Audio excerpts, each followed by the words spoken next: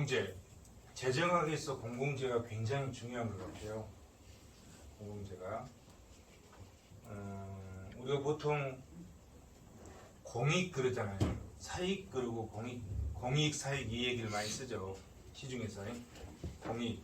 사익을 추구하냐, 공익을 추구하냐. 공익, 사익. 근데 그 공익의 대상이 사실은 공공재거든요. 공익의 대상이. 공공의 수요를 충족시키기 위해서 재정을 투입하는 거잖아요. 공공의 수요를 충족시키기 위해서. 그 공공의 수요를 충족시키기 위해서 투입된 재정의 결과물, 재화 또는 용역, 그것이 뭐냐면 공공재죠. 생산된 게 공공재죠. 근데 이 공공재라는 개념은 학문상 개념인 것 같아요. 우리 책에나 나와 있는 거지 법률 용어로서 공공재를 쓴 게 하나도 없어요. 법률 용어로. 이렇게 실정법에서는 공공재라는 용어를 안 쓰고, 실정법 중에 제가 봤을 때 가장 중요한 법률이 국토계획법이거든요. 국토계획법은 우리나라 전 국토에 대해서 토지를 효율적으로 이용하기 위해서 만들어 놓은 법이잖아요. 그 국토계획법 밑에 하위 법령들이 도시계획법, 건축법 쭉 이런 법률들이 있는 거거든요. 그래서 우리나라 토지를 전 국토를 효율적으로 이용하기 위해서 정해놓은 것이 국토계획법인데, 그 국토계획법에는 공공재에 대해서 굉장히 중요하게 개념을 설정을 해놨어요. 근데 공공재라는 표현은 하나도 없어. 하나도 뭐라고 했냐면 도시기반시설 이렇게 해놨어요. 도시기반시설. 7가지를 분류해놨거든요. 도로로부터 해가지고 사회복지시설 해가지고 7가지의 도시기반시설. 도시가 우리 성남시가 제대로 기능하기 위해서는 이 7가지의 도시기반시설이 반드시 있어야 되는 거예요. 그래야만이 도시가 건강하게 그 도시가 기능을 할 수 있다는 거예요. 그게 뭐냐면 생물학적으로 비교하면 우리가 사지가 멀쩡해야 활동하기가 좋잖아요. 사지가 멀쩡해야 눈이 있어야 볼 수 있고, 입이 있어야 말하고, 귀가 있어야 듣고, 발이 있어야 걸어다니고, 손이 있어야 뭘 하잖아요. 이렇게 온몸이 멀쩡해야만이 건강한 사회생활을 할 수 있는 거죠. 내가 살아보니까 똑똑하고 덜 똑똑하고 이건 아무 필요가 없는 것 같아요. 아무 필요가 없고 그냥 우리가 보통 사람으로서 활동할 수 있는 기반을 갖고 있느냐 없느냐, 이것이 제일 중요한 것 같아요. 살아보니까. 그러니까 여러분들은 여기 보니까 다 장애인도 없는 것 같아요. 다들 건강하게 사지 멀쩡하고 그렇기 때문에 살아가는 기본 요건을 다 100% 갖추고 있는 거예요. 근데 나는 이제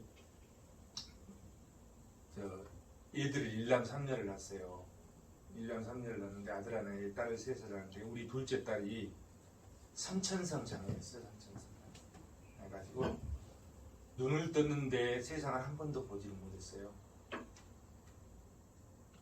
한 번도 앉아보지도 못하고 그렇게 33년을 누워서만 살았거든요. 33년을 누워서만 하고. 그러면 걔 입장에서 보면 우리는 이렇게 사지가 멀쩡해가지고 정상적으로 활동하는데 걔는 세상을 한 번도 보지도 못하고 33년을 누워서 살다가 9월 1일 날 저 세상에 갔단 말이에요. 그래서 이제 한 달 조금 더 됐잖아요. 9월 1일 날 저 세상에 33년을 살다. 그 애를 보면서 야, 정말 이렇게 사지가 멀쩡한 보통 사람이 너무도 소중하다. 똑똑하고 덜 똑똑하고 이건 아무 소용이 없어. 응? 이렇게 서울대 나온 똑똑한 친구들이 우리 사회를 다 망치고 있는 거야. 어떻게 보면 너무 똑똑해서 서울대 나온 법조인 출신들이 우리 사회를 다 망치고 있는 거거든. 나는 그렇게 생각해요. 너무 똑똑하다 보니까 그런 거는 사회에서 그런 사람은 필요하지 않거든. 근데 사회는 보통 사람, 보편적으로 내 중심으로 살아갈 수 있는 사람. 그러면서 우리가 내가 항상 얘기하잖아요. 내가 우주의 중심이고 나를 중심으로 해서 모든 걸 다 판단해서 세상을 보는 거예요. 내가 없으면 세상이 없어져 버린 거예요. 이렇게 사람이 이렇게 살아가잖아요. 내가 좀 말이 빗나갔는데 이렇게 정상적인 생활을 한단 말이에요. 우리가 정상적인. 근데 저는 이제 한마디만 더 보태면 왜 우리한테 정상적인 삶을 주었을까? 저는 우리 둘째 딸을 보면서 내가 걔를 돌보라고 하나님께서 준 것 같아요. 정상적인. 사지 멀쩡하고. 이렇게 사지가 멀쩡하고 정상적이어야 온전한 생활을, 사회생활을 하잖아요. 도시도 마찬가지다. 도시도 이 7개의 기반 시설이 갖추어져야만이 정상적으로 도시가 기능을 하는 거예요. 그게 국토계획법 제2조의 도시 기반 시설의 개념정의로부터 해가지고 세세하게 분류를 해놨어요. 근데 거기에 공공재라는 표현은 하나도 없어. 공공재라는 표현은. 근데 그 도시 기반 시설이 지금 보니까 그게 다 공공재야. 그러니까 우리는 학문적인 용어로 공공재를 쓰고 있고 공익이라는 표현을 쓰고 있지만 실상은 실정법에서는 다른 용어를 통해서 공공재가 무수히 많이 있다 이거야. 그리고 정부에서 재정을 투입해서 돈을 쓰는 거는 어디다 쓰는 거다? 공공의 수요를 충족시키기 위해서 공공재를 생산하는 거다. 그렇기 때문에 공공재가 너무너무 중요한 거예요. 너무너무 중요한 거예요. 근데 이 공공재를 재정학 책에서 빼버렸다. 그건 나는 재정학 책이 아니라고 봐. 그거는 그냥 경제학 책이야. 이시경제학을 가는 선생님들 경제학 책일 뿐이지 그건 재정학 책이 아니야. 공공재를 논하지 않은 재정학 책은 나는 재정학 책이 아니라고. 왜? 공공재는 공공의 수요를 충족시키기 위한 공익을 보는 거예요. 우리는 정부를 보는 거잖아요. 시장 경제를 보는 게 아니라 시장의 균형은 당연한 거고 거기서 세금을 끌어다가 정부가 운영되잖아요. 그거는 기초적인 거고 사회적 균형은 우리가 추구해야 되는 그 가치관이 포함되는 게 사회적 균형이다. 저는 그렇게 보는 거예요. 근데 재정학책에서 공공재가 설명이 안 됐다. 그거는 경제학 교수지 재정학 교수가 아닌 거지. 저는 그렇게 봐요. 이제 공공재가 뭐다? 그거에 대해서 이제 우리가 공공재 이론에 대해서 이 시간에 한번 살펴보도록 하겠습니다. 자, 공공재.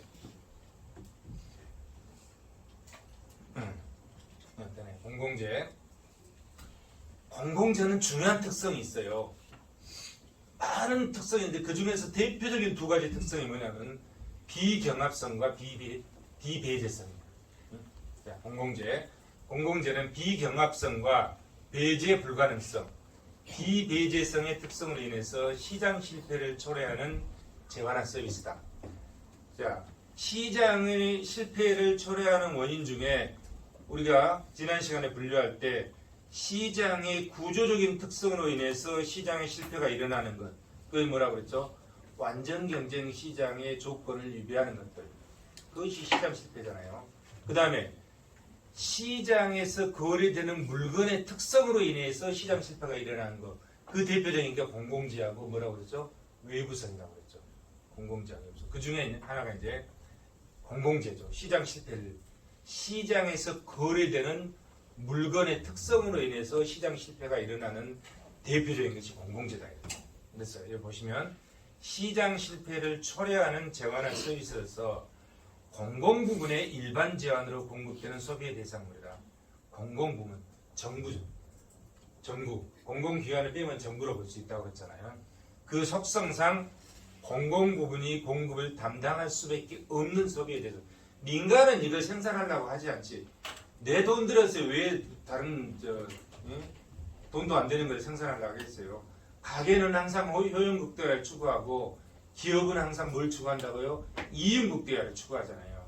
우리가 이제 공공선택 이론에서 보겠지만 관료들은 뭘 추구하냐면 관료들은 공익을 추구해야 함에도 불구하고 관료들은 또 자기들의 효용극대화를 추구하는 거야. 정치인들도 자기들의 효용극대화를 추구하는 거야. 이제 뒤에 공공선택 이론에서 볼 거예요. 그런데 그러면 누가 우리 모두의 공공의 수요를 충족시켜줄 수 있는 재원의 영역을 공급해 줄 것이냐? 민간은 절대 공급 안 한다. 그럼 누가 하느냐? 정부가 할 수밖에 없다. 정부가. 그래서 그 속성상 공공 부문이 공급을 담당할 수밖에 없는 소비의 대상물이다. 공급의 주체가 공공 부문이다. 공공 부문. 정부 또는 공공기관을 얘기하는 거죠. 직접적 건설 행위는 민간기업. 공공재를 생산은 정부나 공공기관이 하지만 공급은 공사하는 거는 민간의 용역주 가지고 하면 되죠. 그렇잖아요. 공사하는 것까지 다 정부에서 할 필요는 없는 거죠. 그런 거는 민간 건설에서 갖다 맡기면 더 잘하죠. 네, 그런 얘기입니다. 그래서 여기 보시면 등대, 국방, 치안, 사회간접자본. 아담 스미스가 작은 정부를 추구하면서 재정을 최소한으로 투입해야 한다 이렇게 주장했다고 그랬죠. 그 최소한에 투입된 4개 분야가 뭐였죠? 국방, 치안, 사회간접자본, 그 다음에 행정이었죠. 행정사법 이런 부분이었죠. 예. 그래서 공공재에 대해서 우리가 개념을 살펴봤습니다. 자, 여기 나오네. 고전학파의 아담 스미스가 얘기하는 공공재. 그때는 공공재라고 하는 용어 개념도 없었죠. 경제학이라는 개념도 없었지 뭐. 아담 스미스 시대. 그렇잖아요. 경제학이라는 개념도 학문 자체도 사실 없었죠. 아담 스미스가 쓴 그 국부론이 경제학의 교과서의 아버지가 된 거지. 그때는 경제학이라는 학문 자체도 없었을 거라고. 그래서 공공재라는 개념 자체도 없었겠죠. 공공재라는 개념이 학문 용어로 만들어지고 학문이 발전한 시기가 1950년대, 1960년대였잖아요. 자, 공공재의 개념은 고전학파의 스미스 등에 의해서 최초로 논의되기 시작했다. 근데 공공재라고 하는 개념 자체가 정립되진 않았지만 아담 스미스는 어떤 분야에 재정을 투입해야 된다? 아까 얘기했던 얘기 4가지 분야. 국방, 치안, 사회간접자본, 그 다음에 행정사법 이런 부분에 거기에다가 재정을 투입한데 그거를 아담 스미스는 공공재의 개념으로 인식하겠다 이런 얘기겠죠. 스미스는 작은 정부를 옹호하고 순수 자유방임주의자는 아니다. 옹호했지만 상당한 자원을 공공부문에 배분해서 활용할 입장을 보였다. 그렇죠? 아까 4가지 분야에 대해서는 재정을 투입해야 된다고 했으니까 그 외에는 다 뭐라고 그랬죠? 민간 시장에 맡겨서 민간이 해야 된다 이거 봤죠. 정부의 기능은 국방, 사법권 확립, 주권 유지의 재정권 행사, 치안, 공공토목사업과 공공시설 유지 및 확충 이렇게 국방, 치안, 사회간접자본, 행정, 사법 이거죠. 공공재 그의 공공토목사업과 공공시설 유지 및 확충과 관련된 분야는 오늘날의 공공재 공급과 유사한 성격. 국방도 공공재죠. 치안도 공공재죠. 다 공공재 개념에 포함되어 있는 거예요. 공공재 적정 공급의 체계적인 이론 정립.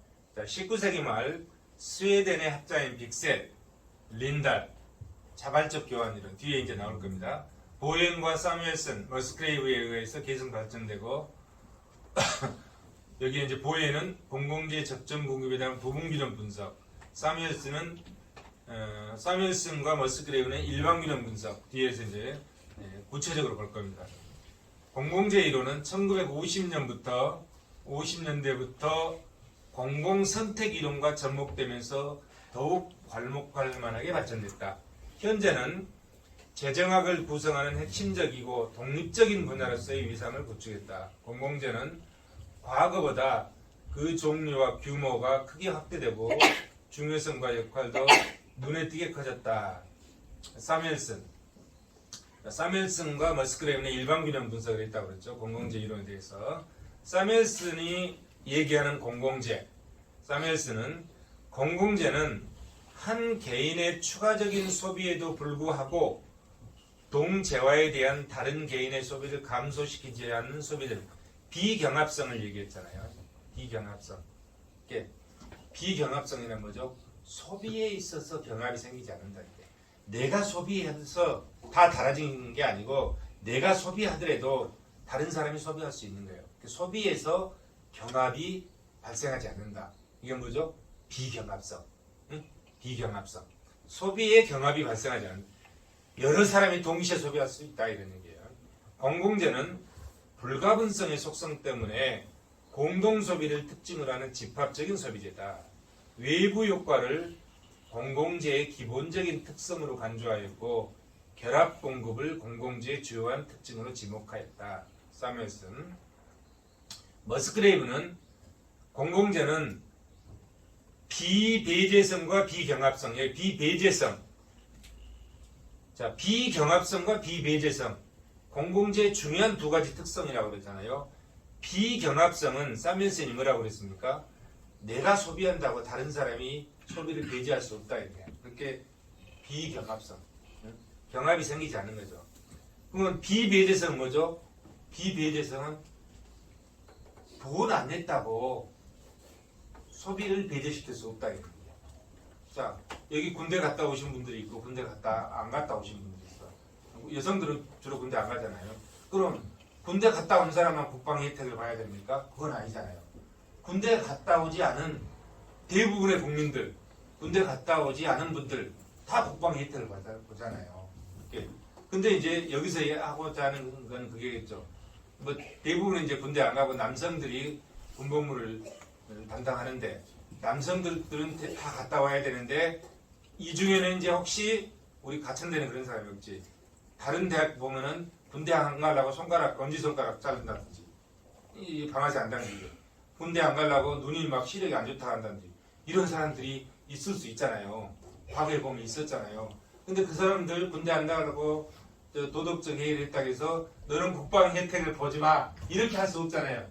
이걸 뭐라 한다? 비배제성. 비배제성. 배제시킬 수 없다. 국방의 의무를 다하지 않았다고 해서 국방의 의무를 다하지 않고 또 뭐 국방을 하려면 세금을 내야 되잖아요. 세금을 내야 되잖아요. 세금을 내지 않았다고 해서 국방 혜택을 배제시킬 수 없다 이런 거지. 이걸 비배제성이라 한다. 자, 비경합성과 비배제성 이해되시죠? 비경합성은 소비에 있어서 경합이 생기지 않는다 이거야. 내가 소비한다고 해서 나 혼자만 하는 게 아니라 옆 사람도 같이 소비할 수 있는 게. 그래서 소비에 있어서 경합이 생기지 않는 것. 비경합성.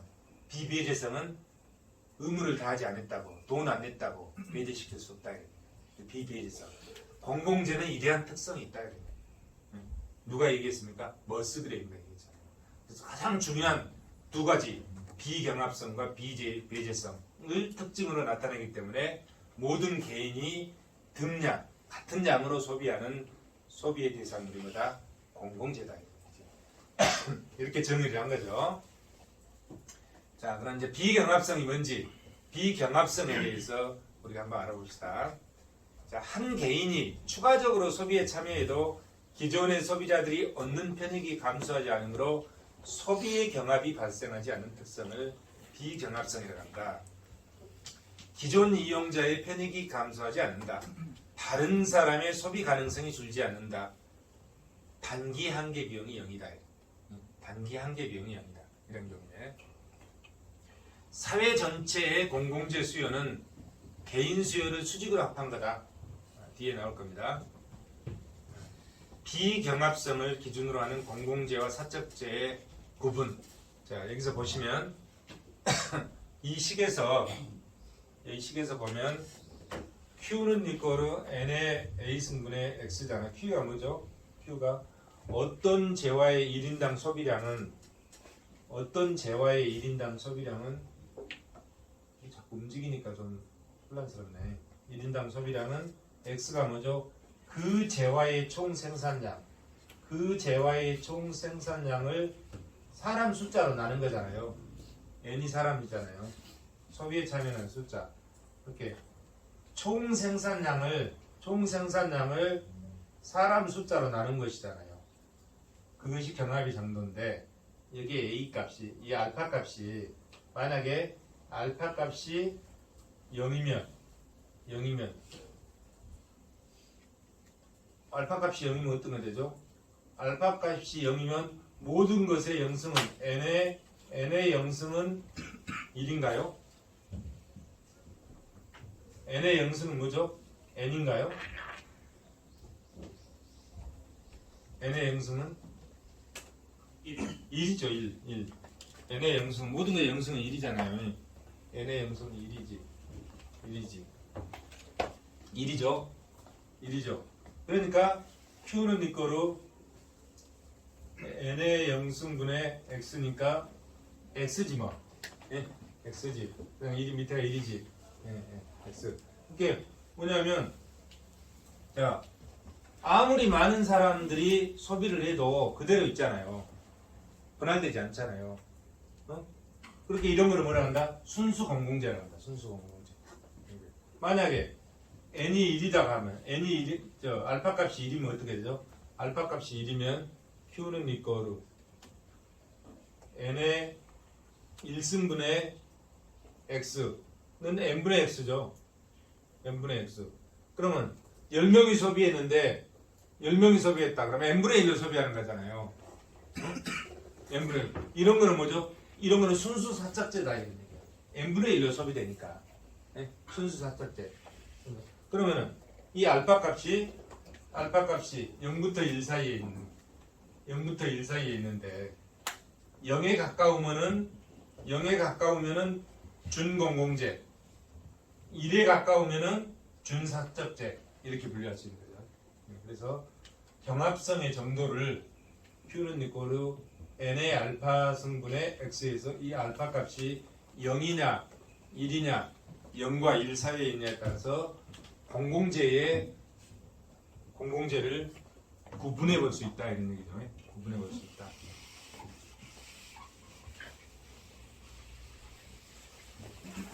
자, 비경합성. 이게 비경합성에 대해서 얘기했고, 자 이번에는 수요곡 사적제. 사적제는 자 A라는 사람의 수요곡선이 이렇게 되어 있으면은 공급곡선이 이렇게 되어 있으면 어떻게 되나요? 이만큼 여기서 균형이 이루어지잖아요. A라는 사람은 이만큼이죠. 이만큼 소비하는 거겠죠. 그죠? 이만큼 소비하겠죠. 자 B라는 사람은 아마 수요곡선이 여기 있으니까 B라는 사람은 이만큼 소비하겠죠. B라는 사람은 이만큼 소비하겠죠. 그죠? A는 이만큼, B는 이만큼. 그럼 이 두 개를 합쳐놓으면은 수요곡선이 이렇게 되잖아요. 이렇게 되죠. 그러면은 두 개를 합쳐놓으면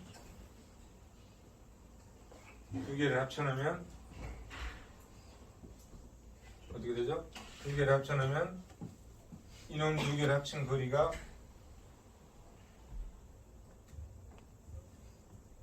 지금 수요곡선 잘못 그려졌다. 두 개를 이 거리만큼 합쳐야 되잖아요. 이 거리만큼 더하죠. 이 거리만큼 더우니까 요만큼 와야지. 요만큼 그려놔야지. 이게 여기 안 그리고 이렇게 그려줘야지. 그죠? 그래야 요만큼. 자, 요만큼 전체 수요곡선 이만큼이잖아요.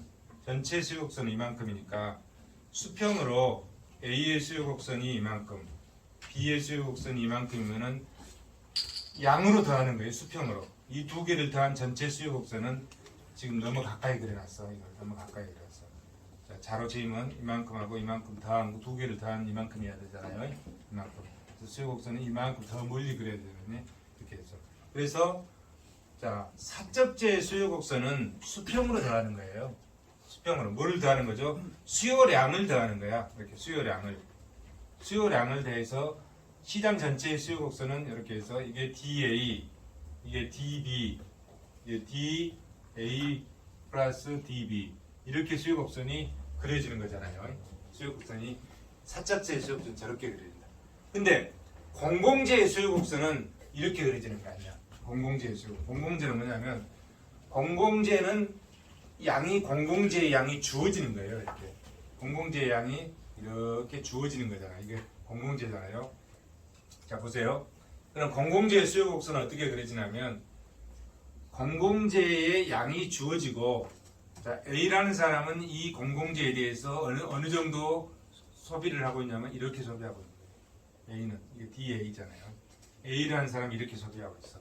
이거는 뭘 의미하냐면 주어진 공공재를 A는 이만큼 소비를 하면서 공공재에 대한 대가를 이만큼 지불하는 거예요. 이걸 뭐라고 하면 조세 가격이라고. 조세 가격 지불하는 거예요. 자, B라는 소비자는 공공재를 A가 소비하는 만큼 B도 똑같이 소비하는 거예요. 공공재를. 이만큼 B는 소비하면서 자, B는 소비한 공공재에 대한 대가를 이만큼 지불하는 거예요. 이게 B의 조세 가격. 그러면 시장 전체의 수요곡선은 이 B하고 두 개 더한 거 B 이만큼을 더 위로 올리잖아요. 이건 제대로 그려졌네. 이만큼.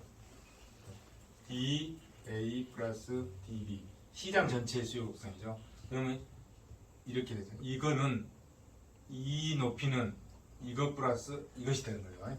네. 그래서 공공재에 대한 수요 곡선은 공공재가 시장에 주어졌을 때 똑같이 소비량은 등량 소비니까 똑같이 소비하고 그 공공재에 대한 소비의 대가, 즉 조세 가격을 달리 부담하고 있다 이런 얘기죠. 그래서 공공재에 대한 수요 곡선과 사적재에 대한 수요 곡선은 접근하는 개념이 틀리다 이런 얘기죠.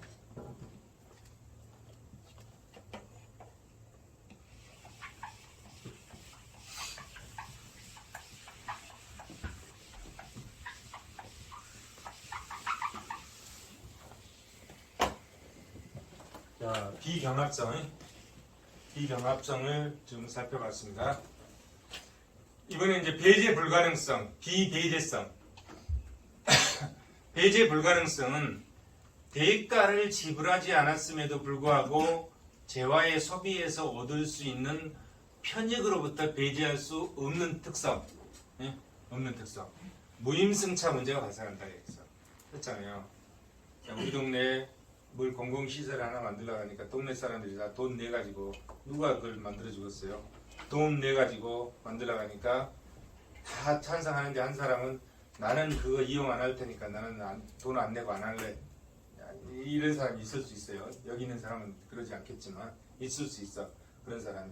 그러면 그 사람은 빼놓고 공사를 했어. 근데 나중에 그 사람이 그걸 이용 안 하나요? 이용하죠. 이런 경우죠. 무임승차가 발생한다. 무임승차가. 대가를 지불하지 않고 공공재를 무상 이용하는 무임승차의 문제가 생긴다. 대가 지불 없이 소비 가능한 것들 등대. 요즘 등대는 옛날 등대는 불로 있잖아요. 불빛으로. 요즘 등대는 뭐로 하죠? 전파로 하죠. 전파로. 요즘 등대는 전파로 하는 것 같아요. 전파로. 몇 년 전인가 미국의 이지스함이 쬐끄만 화물선하고 부딪혀가지고 옆구리가 부서져가지고 군인이 몇 명 죽는 사고가 발생했잖아요. 새벽에. 말도 안 되잖아요. 그 첨단 이지스함은 보통 몇 군데? 한 200군데, 500군데가 동시에 목표물을 보면서 이렇게 관찰하고 공격하고 할 수 있다는 건데 군대 갔다 와도 더 잘하겠네. 근데 옆에 지나가는 상선 하나 발견 못하고 상선하고 부딪혀가지고 군인이 죽는 사고가 발생하는 거예요. 근데 왜 그랬을까요? 나중에 언제 신문 보니까 그런 것 같아요. 전파에 의해서 배가 옆에 지나가고 하는데 새벽에는 그걸 끈다며요. 끄고 잠들어 버려가지고 발견을 못 해가지고 끄고 잠들어 버린 게 뭐냐면 근해에 들어오게 되면 옛날에는 불빛으로 이렇게 안내를 했는데 요즘은 전파에 의해서 등대 역할을 해주는데 그 기능을 잠시 꺼뒀던 게 그 사고를 아마 발생했던 것 같아요. 신문본에 여기 났더라고요. 요즘은 이 등대가 불빛이 아니라 전파로 하는 것 같아요. 대규모 집단에 의한 소비. 공공재는 집단적으로 공동소비되는 특징이 있다. 공공재를 소비할 때 나타나는 각 개인의 소비량 수준은 동일하고 사적재는 대가를 지불하고 그걸 구입하는 소비자에게만 독점적으로 이용한다. 그죠? 다 아시는 것들이고. 자, 소비의 불가분성의 특징이 또 있어요. 공공재가. 공공재는 공동소비하고 각 개인의 소비량을 분할해서 측정하기 곤란하다. 뭐 당연한 거죠. 어떻게 분할 측정이 가능하겠어요? 자, 또 각 개인의 공공재로부터 얻은 만족감, 효용, 구체적으로 얼마인지 파악하기도 쉽지가 않다. 그리고 공공재는 결합 공급의 특성이 있다. 공공재는 여러 지역 또는 다수의 이용자들이 동시에 사용할 수 있도록 공급되는 특성이다. 예를 들어서 성남시에서 여름에 모기가 되게 많아가지고 해충 방지하기 위해서 방제를 막 했어요. 근데 성남시하고 인근에 있는 용인시 있잖아요. 용인시도 그 혜택을 볼 수 있잖아요. 그런 얘기예요. 결합 공급성. 그런 결합 공급의 특성이 있다. 공공재로서의 그런 얘기죠. 그러니까 여름철에 각 지방정부의 해충 방지에 방해 활동을 시행했을 때 우리만 우리만 해당되는 게 아니라 그 인근에 있는 지자체에도 영향을 미친다 이런 얘기죠. 좋은 영향을 미친다 이런 얘기죠. 그 다음에 외부성. 공공재는 또 외부성의 특징이 있다. 이렇게. 공공재는 시장에서 파악되지 않는 편익을 이용자들에게 제공해준다. 준사적재의 외부성과 공공재의 속성인 예부성은 본질적인 차이가 없다. 우리가 외부성에 대해서는 지난 시간에 앞부분에서 한번 공부한 적이 있었죠. 그래서 공공재를 광의의 외부성이라고도 한다. 자, 외부성 기준 재화 또는 서비스의 분류. 자, 아까 우리가 시험 본 게 이런 내용들이었죠. 이런 내용들이었죠. 여기는 PMB는 SMB다. 자, 외부성이 전혀 없는 경우는 이런 경우잖아요. 외부성이 전혀 없다. 그러면은 사적 한계 편익이나 사회적 한계 편익이 일치하는 거죠. 그렇게 사적 시장과 사회적 시장이 일치하는 거죠. 외부성이 없으면. 그 다음에 준사적재. 준사적재는 어떠냐? 준사적재는 외부성이 있다 이게. 외부성. 그런데 PMB가 SMB보다 자, PMB와 SMB가 같지 않잖아요. 그렇게 PMB와 SMB가 같지 않으면 사적 시장과 사회적 시장이 일치하지 않는다는 거잖아요. 뭐 때문에? 이것 때문에. EB. 외부성 때문에. 외부성. 근데 사적인 한계 편익이 외부성보다 큰 경우 준사적재에 가깝다. 준사적재. 자, 준공공재. 여기는 외부성이 사적 한계 편익보다 더 큰 경우죠. 큰 경우다. 그리고 순수 공공재는 사적 한계 편익이 하나도 없고 외부성 자체가 전체가 사회적 한계 편익이다. 그래서 외부성을 기준으로 했을 때 재화나 서비스를 준사적재, 순수사적재, 준사적재, 준공공재, 순수공공재로 이렇게 분류해 볼 수 있다. 이런 얘기죠. 자, 공공재 외부 효과. 이게 뭐 외부성. 이건 뭐죠? 순수사적재. 자, 순수사적재는 외부성이 없잖아요. 자, 여기는 외부성이 없죠. 외부성이 없으니까 사적 한계 편익과 사회적 한계 편익이 일치한다. 순수사적재는. 근데 비순수사적재, 이렇게 준공공재죠. 비순수사적재, 준공공재는 외부성이 있다. 그래서 이 외부성과 사적 한계 편익을 합쳐놓은 것이 사회적 한계 편익이다. 앞부분에서 환경정책 할 때 이 부분 우리가 살펴봤었죠.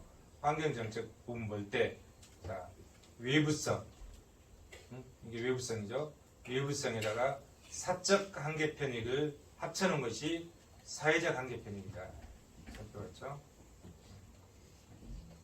외부성이 있다. 공공재는 외부성이 있다 이런 얘기죠. 준공공재는 공공재의 기타 특성으로 희소성과 불확실성. 희소성, 지하자원, 바다의 수산자원은 공동소비의 대상이다. 그래서 이거를 범주적 공공재라고 한다. 매장량이나 서식량이 유한하다는 특성이 있다. 따라서 자원의 희소성도 공공재가 갖는 또 하나의 특성이다. 그 다음에 불확실성. 공공재는 불확실성의 특성도 있다. 다수가 동시에 이용하는 소비 대상물이라는 점에서 볼 때 비상비리나 소방 서비스, 보험 서비스는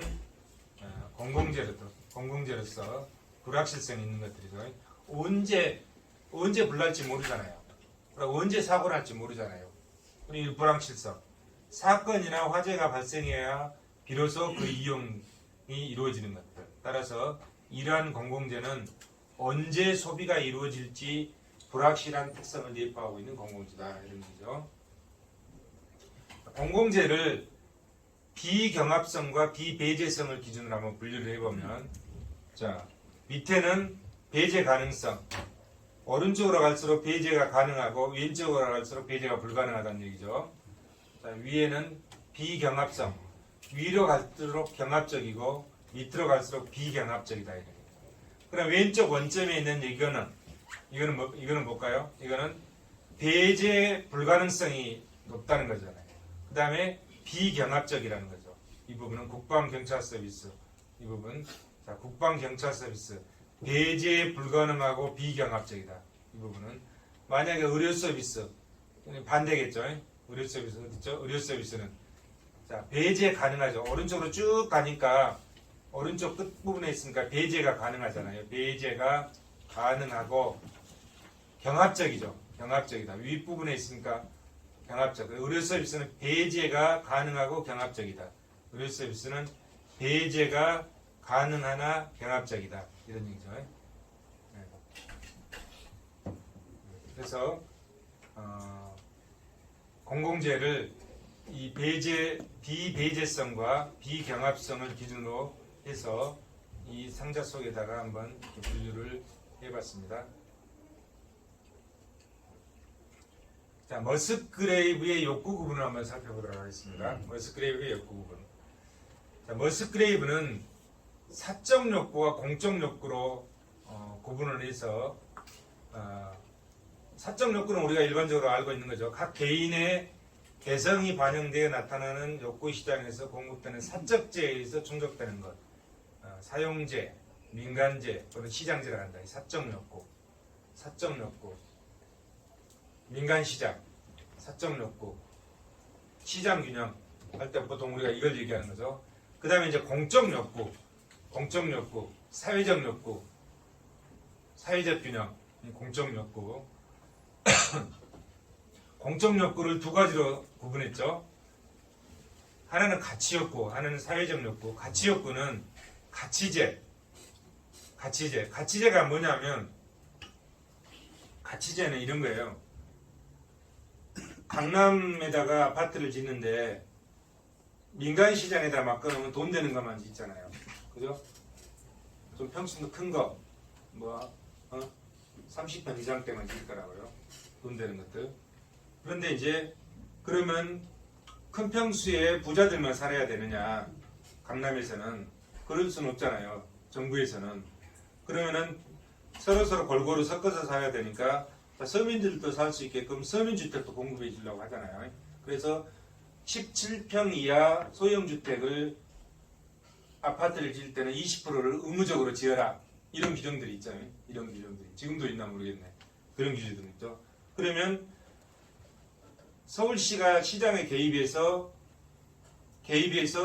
소형 아파트를 지어서 서민들이 거기 들어가 살 수 있게끔 주택을 마련해 주는 거죠. 시장에 개입해서. 지금 이거는 뭐냐면 이런 걸 뭐냐면 온정적 간섭주의라고 해요. 시장에다 맡겨놓으면 시장에서 알아서 하지 못하니까 정부에서 시장에 개입해서 그 시장의 고객들에게 편익을 제공해 주는 거. 이거 온정적 간섭주의라고 하는 거죠. 온정적 간섭주의. 이렇게 온정적 간섭주의에 의해서 생산해 주는 재화 또는 서비스 이런 걸 뭐라고 하냐면은 가치재라고 해요. 그런 거를 가치재라고 합니다. 가치재. 정부에서 어떤 가난한 집을 보조를 해주는데 돈으로 보조를 해주게 되면은 그냥 가장이 술 먹고 없애버리니까 가족들이 쌀을 못 팔아서 먹는데 지장이 됩니다. 그러면 어떻게 되죠? 돈으로 안 주고 쌀로 준다든지 뭐 이런 것들. 그 다음에 이제 우리가 이제 학교를 다니는데 초등학교, 중학교, 고등학교까지 지금 의무교육인가요? 우리나라 다 됐나? 고등학교, 중학교까지, 고등학교까지 다 됐나?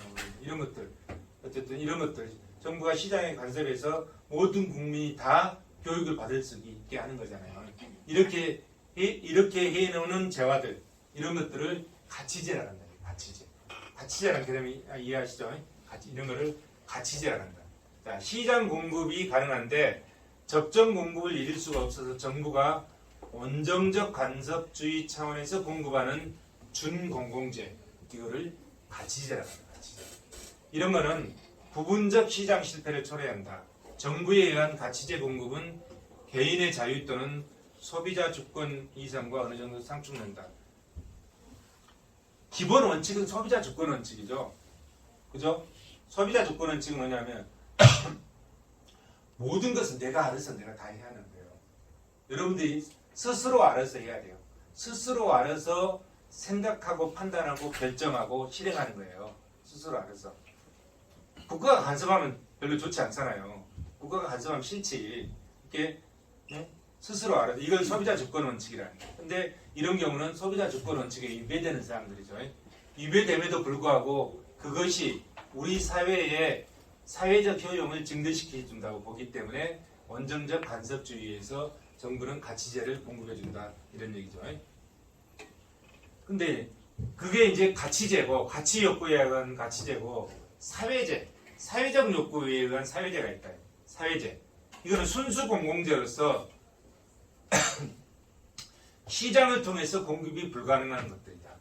완전한 시장 실태를 위반한다. 이 사회제 이거는 누가 공급해야 되고 그래서 정부가 공급할 수밖에 없다 이런 얘기죠. 이 사회적 욕구 사회제 이게 순수 공공재. 그래서 머스그레이브는 욕구에 대해서 사적 욕구, 공적 욕구로 분류하고 공적 욕구를 가치 욕구와 사회적 욕구로 구분해서 가치제와 사회제로 재화를 구분한 특성이 있다 이런 얘기고요. 자, 공공재의 종류를 보면 순수 공공재, 준공공재, 지방공공재, 차별공공재, 가치제, 중간재적 공공재, 불확정 소비재 여러 종류들이 있잖아요. 이런 내용들은 하나하나 살펴보시기 바랍니다. 자, 혼잡재에 대해서 우리가 한번 살펴보면 공공재 중에서도 혼잡재에 대해서 혼잡재, 자, 혼잡재, 정체 공공재 또는 과밀재 이용자 수가 증가할수록 혼잡 현상이